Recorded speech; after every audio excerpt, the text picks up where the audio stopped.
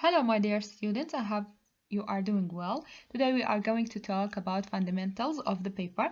After we have dealt with part of research, today we are going to deal with fundamental of the paper.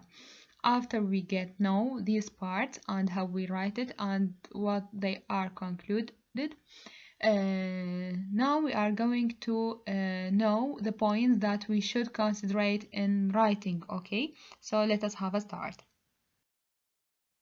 First of all, we have the organization. What do we mean by organization?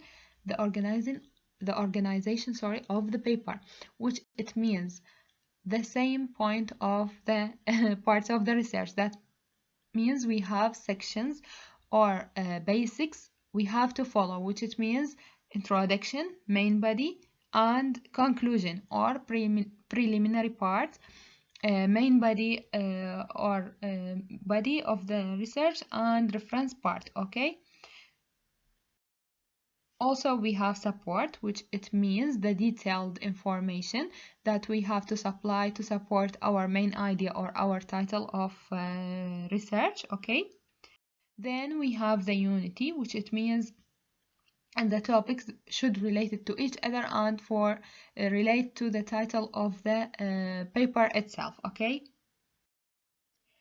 and also we have coherence and cohesion, which this term you have studied in your academic writing text, which I will never not never, but I will not mention here in this lecture because you have already studied this term in your academic writing text.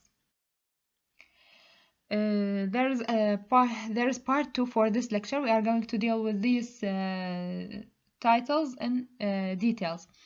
If you have any question, please write it in the comment. Thank you.